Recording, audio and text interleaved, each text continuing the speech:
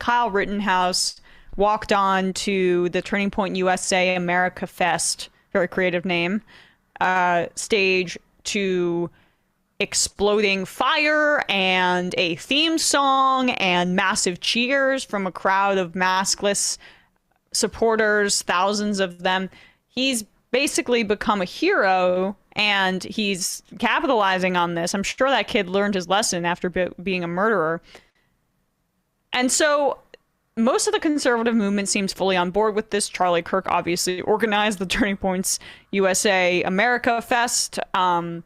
And all of the other major personalities like Tucker Carlson are embracing him, doing documentaries about him, trying to create more Kyle Rittenhouses. They want little fascist foot soldiers at leftist protests who are willing to use violence. That's the reality. But we have somebody who's trying to push back on this a little, and you might be surprised by who this person is. Here's Tomi Lahren, appearing from, I don't know, like maybe, I have no idea where she's been. She was a viral star and then she got to deal with Fox and then disappeared. Here she is basically saying, let's maybe reconsider this, which is interesting.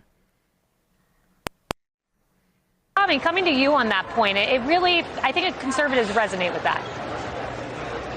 I think they do. And first, I want to say I agree with the verdict in the Kyle Rittenhouse trial. I believe that he was innocent. I believe that he should go after the media for how they have slandered him and mischaracterized him. I believe that wholeheartedly, and he should set an example and be that example. However, I do think that as conservatives, we need to be a little careful when it comes to this. I believe we can put up Kyle Rittenhouse as someone who is innocent, who is bullied and mistreated by the media. But I think we should step back a little bit and maybe not treat him like he's a rock star or a celebrity. I don't think that's necessarily a good look for the conservative movement. He did what he had to do. He was defending himself. Let's talk about self-defense. Let's talk about the riots. Let's talk about how everything went horribly, horribly wrong that day. But I think we should take a step back and maybe not make the man Bon Jovi. But that's just my take. It was an awful situation. There's no doubt about it. Kennedy, I do think, however, he has a lawsuit on his hands, much like Nicholas Sandmann. You know, he settled with NBC. Yeah, that's good. So that's very interesting. And that's one thing that is going to be very, very interesting to monitor for all these free speech warriors who got into the media critique business when Rittenhouse got off and be like, how dare these media people say bad things about a guy who would take a gun to a Black Lives Matter protest.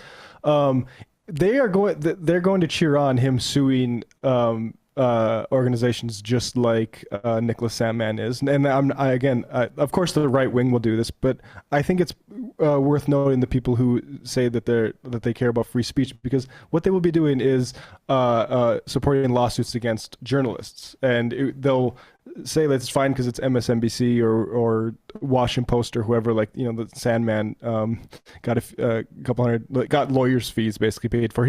People, the right acts like Nicholas Sandmann got a king's ransom from these places, and basically got like his lawyer's fees paid for and some money. But like that is like, it's an attack on speech. This is to discipline the media. That's what they're interested in, is disciplining the media. Yeah. It is. I was thinking about this in my mind. They're gonna send Tomi Lahren on like a unscheduled vacation, like they did for Tucker Carlson. Or what was it, after his head writer was caught on white supremacist boards, or did he even take a break for that? Yeah, I can't remember what the fallout of that was. Yeah, but they've done that with Fox hosts before. I think they did it also after Megyn Kelly got into it with Trump, and they couldn't have her on the airways if she was feuding with their golden boy. But I digress. That's an entirely different conversation altogether. She is trying to do what conservatives keep trying to do, and we saw this with January 6th. They want to rile up their base, and they want to give them everything they want to a point until there are consequences, until the chickens actually come home to roost. Well, you know, when the lawyers are getting involved, because you see when Kyle Rittenhouse does these hits, that he's very careful to say, like, he regrets the entire situation, and knowing what he knows now, he might not have put himself in that situation. And that's the smart lawyer thing to say. but the emphasis for all these people is that it was righteous what he did.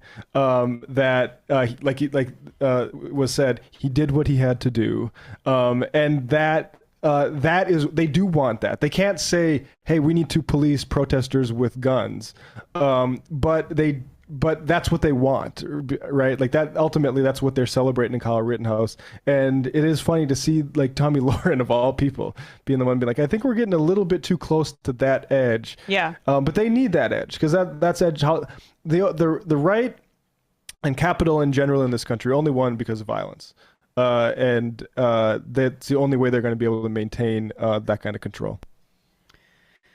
So yeah, I mean, I think the fact that it makes someone like Tomi Lahren uncomfortable goes to show that I think there are more right-wingers who find this a little bit uncomfortable, but they're not going to say it because this is what they need.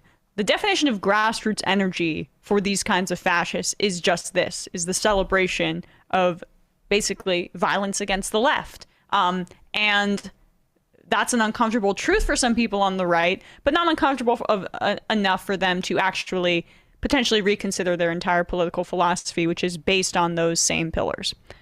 And I would also just underline this point. Kyle Rittenhouse himself is a creature of the right. He admits himself that he's all about memes, and he says, and look, maybe he's lying about this, but I'll take him as a word for it. He's putting on the public record that he's been a Steven Crowder fan for a while.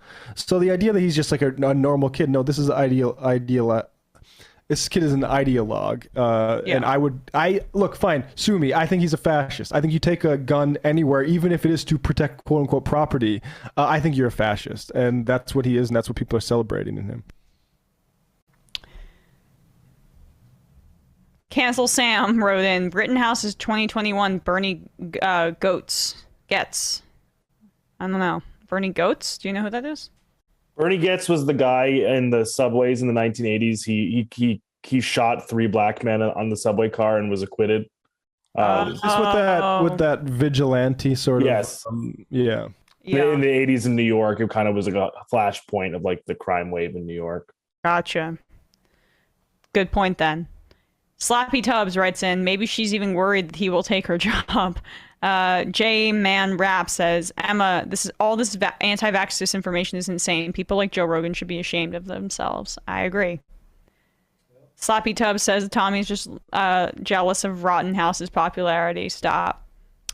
Evan Flo, I like to tell people that I'll Venmo them $20 if they can ever send me evidence of Rittenhouse having, quote, a panic attack anytime after his verdict, because I can almost guarantee I'll never have to pay up.